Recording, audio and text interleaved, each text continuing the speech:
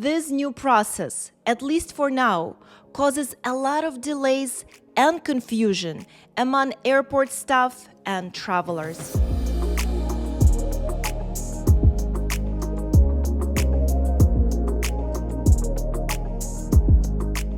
If you are an American traveling to Italy this year, your airport arrival is about to change, and most travelers still don't realize it. I just landed in Rome and went through Italy's new entry-exit system, EES.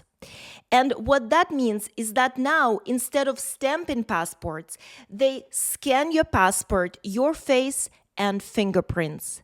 And let me tell you, this new process, at least for now, causes a lot of delays and confusion among airport staff and travelers. In the next few minutes, I'll share with you exactly what happens step by step when you land in Italy now, what catches travelers off guard, and what you should realistically expect your first time, so you can arrive calm, prepared, and not surprised at passport control. Now first, let's get the boring stuff out of the way and briefly discuss what is actually EES.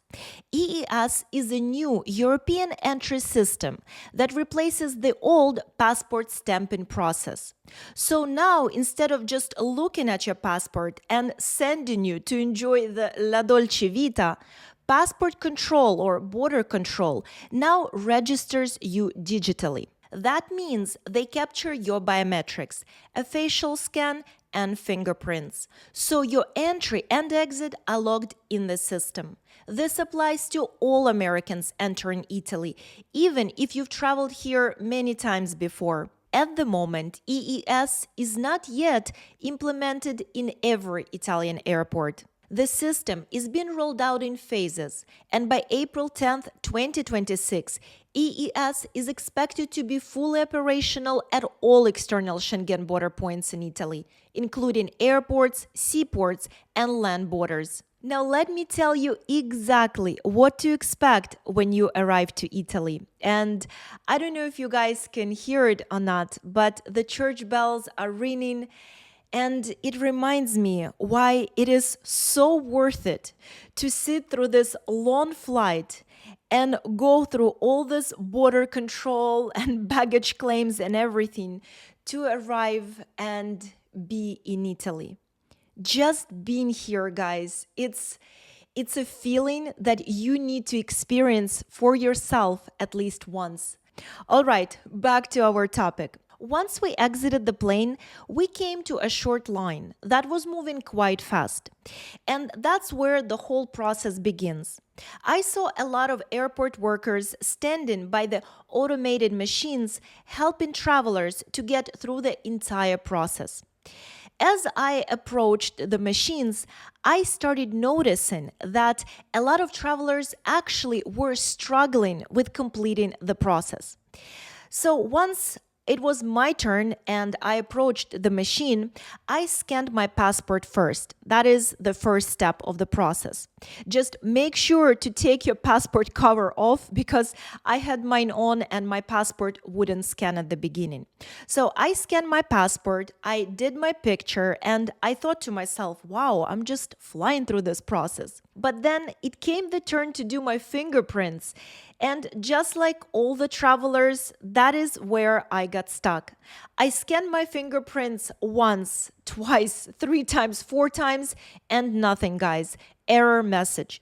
So the airport staff came to me and said that I need to go downstairs because there were more machines there. So I went downstairs, and even before I approached those machines, I could tell by the faces of the airport staff and travelers that they were just as frustrated as the ones upstairs. So I approached the machines and actually heard airport staff saying to each other, "Guarda, oggi non funziona proprio niente." And in translation, it means, listen, today nothing is working. And then they saw a huge group of Brazilian travelers arriving because I guess their plane just arrived. And they literally exclaimed, "Oh no." And just by that, I realized that the airport staff was not yet prepared to handle this kind of large groups and the EES system in general. Now, at this machine, I also tried to do the same, scan my passport, my face, and of course, I got stuck at the fingerprints once again. So the airport staff told me that now I need to go through the manual passport control. Now at that point, I was very happy that Pierre is a French citizen and they allowed me to go with him through the EU line, which was much shorter. When I saw the line for my fellow Americans, I honestly felt really bad because it was very long.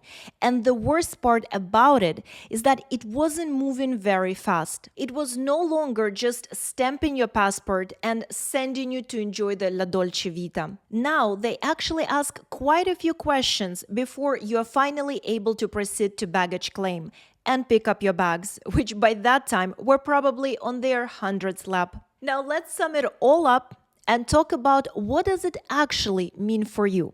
Well, first of all, make sure that you are not scheduling your tours and activities too close to your arrival time. Number 2, private transportation is still the right choice. Most drivers are already aware of this new system and usually build in buffer time. So if you feel like the whole process is taking a bit too long, just communicate with your driver and keep him updated. This way, he can adjust his schedule accordingly because most likely that is not the only transfer he has that day. Finally, please know there is nothing you need to prepare for EES in advance.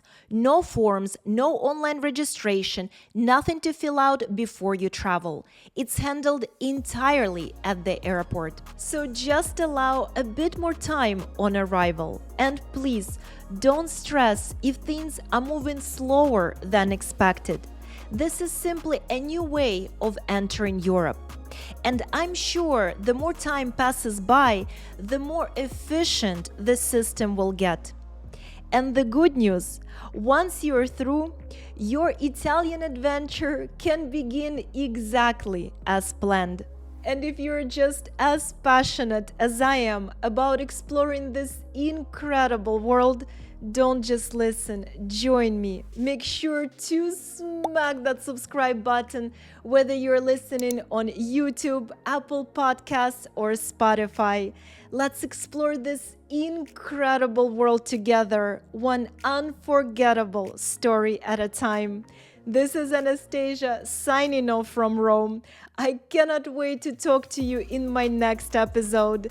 Until then, and always, stay fabulous.